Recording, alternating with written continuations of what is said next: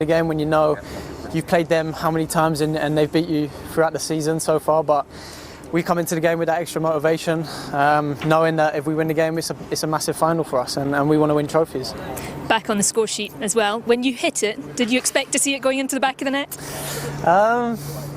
No, I just hit it tried to get it on target, and anything can happen when that happens. So maybe a little bit fortunate for it to go in, but no, I was obviously very happy, and then it gave us that kind of room to express ourselves even more and get that third goal. There certainly hasn't been any pressure put on you by your manager in terms of getting goals, but is it something that you put on yourself? Was there an element of relief to get back on the score sheet? Yeah, definitely. I always want to score goals, want to create assists. That's something definitely I look at my game. Hasn't happened for a while, but you always looking to have an effect on the game in different areas. But yeah, obviously very happy to score today, and hopefully that can keep going.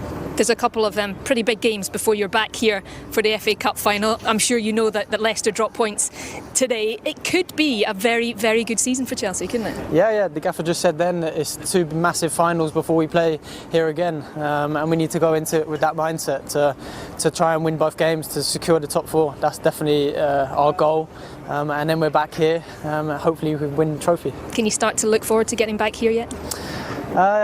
No, I think we need to take the two first games. They're massive games in the league. And as I said, we want to finish top four. We want to get in that third position and stay there, and then we can focus on getting back here. Yeah. Okay, well done. Good Cheers. Luck in the next few games. Cheers. Frank, a result and a performance I'm sure you're very proud of. Yes, very. I can't ask for any more than that. Maybe a couple more goals, and that's surprising when you play against a team with their quality, but more than that was the work ethic of the performance. I think when we played with a system which we haven't played for a while, I was surprised that they matched us up before, by chance in a way. So the early parts of the game I thought we were on top, and then when they changed the system I thought we were even better. We did everything that I asked of them or the staff asked of them, but some things you can't always absolutely control. But when you see the team come out and run, and wing backs jump up to get close to people, midfield players, Jorginho, Kovacic, Giroud, Mount, I could go through the whole team. Very proud of the performance. It was a tough couple of games coming into this one. You did shuffle it and it worked, and was that an element of players looking at the last couple of games and saying, no, we're better than that? Yeah, maybe, and this where we're at, it's going to happen. We lost at Sheffield United, we were so disappointed. Norwich would get a win without it being a brilliant performance, but sometimes a bit of edge around the place is not the worst, but it's easy to say that after a win, do you know what I mean? But it's been like that, and to change the system, we had a lot of information, a lot of work done in the last 2 days, and you're only as good as your players in that sense, and they all deserve huge credit, and they kept going right to the end against a really top side. And the form that they're in, it's I'm proud of the players. It's a semi-final. We've got another game to go now, but I'm very proud to be there.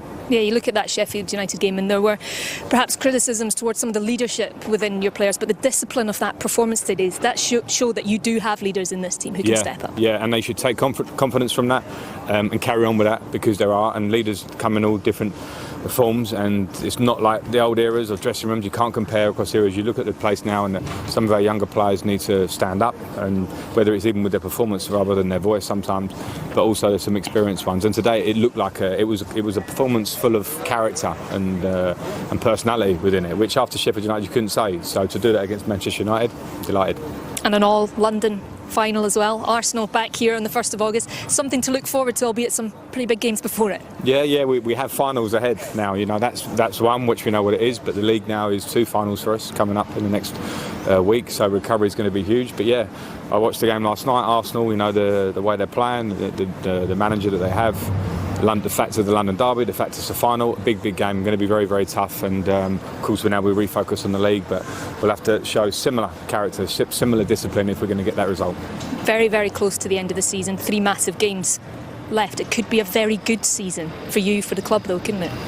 Well, I hope so, because we want to win things, and at the start of the season, if you'd have asked the question, it would have been, we weren't in the race really for top 4 in most predictions I saw. Quietly I was hoping, and you work away to try and get that. So I don't want to put everything on 3 games defining the progress that individuals have made, that I think that we've made as a team collectively. But of course we want top 4, and we want to try and win that final, and we're at the business end. So let's see, let's try and replicate today. Well done today. All the best for the rest of the season. Thank you very much. Cheers, Thank you. Cheers. Another FA Cup final. A number of their managers down the years have managed to do that, haven't they, in season 1? Yeah. And been successful in doing so. I know. What I thought was interesting about the day was before it even started, we've got 2 young coaches, right? In the spring youth of their management. And they come to a big semi-final. They're both chasing top 4. There's hardly anything between them. A couple of points, is it, in the league? Yes. Okay, so they're chasing that. We had one coach who went out with his best team. Didn't leave any of his big players out. Played what he thought was his best team. And another coach who left out 3 of his best players. Now, that surprised everybody. And it surprised me. So, if he's protecting his players for the league, I don't know. But Frank wasn't. Frank picked his best team because he wanted to win and keep the ball rolling. I've said to you, I think as far as Manchester United are concerned, they have to be in Europe next year. And when I say Europe, I mean Champions League next year. So Yes. I get it that he's concentrating on that. But do you not think Chelsea have to be? Well, yes, I do. And the counter-argument is you're in the semi-final. Yes. There's 1 game left in the league to come, 2. I don't see this as a distraction at this stage. No, I don't see it. I really don't, particularly when the boys have been off for the best part of 2 months. And I heard the commentators mention that all his team might have been feeling tired or looked a little bit tired. Well, hold on a minute. His job when he come back after lockdown was to protect his players. He's got 9 subs. He's got 5 he could put on. You know, there's plenty of time to rest your players. He picked the same team 5 games in a row. 5 games in a row. He picked the same team 5 games in a row. So if there is fatigue there, then you can look no further than the management for the reason. You know, he hasn't rotated his players well enough. But I just thought today, as soon as I saw the team, you fancied Chelsea would win it. You take Pogba, Greenwood, Martial out the side, you're taking a lot of talent and a lot of goals, Richard. Now, they're blaming De Gea for that. I don't so much blame him because he's so close to Giroud. Giroud was brilliant. Lindelof, you think he's in the best position, but watch him get out of the way. Brilliant. Great centre-forward play, really was. And he's so close that it's got to hit the goalkeeper to make him save it. If he don't hit the goalkeeper, it's a goal. And injury first half to Eric Bailly. We have no update yet on that. Injury also first half to Harry Maguire. I'm not sure we won't hear more about both going forward. Bailly maybe should have gone after the first incident.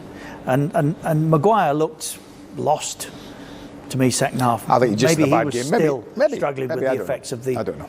head. We shall find, no doubt injury. we'll find out in the next 24 hours, that's for sure. Yeah. And this one, well, Brandon Williams, first of all, no. You don't do that. But in saying that, a goalkeeper's there to rescue players who make that kind of mistake. Because you're a goalkeeper, that's what your job is to protect. It's when your young fullback makes a mistake like that, I'll save this weak shot. It's not a weak shot, but it's an easy shot for a goalkeeper of David De Gea's quality should not be spilling that. That's I can't defend that. You know, I would defend him all the way, Richard, but that's just a bad error. A really bad error from the goalkeeper. And that was a big goal going 2-0 up. That was a big goal. 3, Harry Maguire, own goal. There was a suggestion from our commentary team, Rudiger thought he got a touch. Yeah, I mean, that was No chance. another pretty good save from De Gea. And they keep the pressure up. Giroud coming back. Lovely little header. You might think that was nothing, but he knew exactly where he wanted to head that to.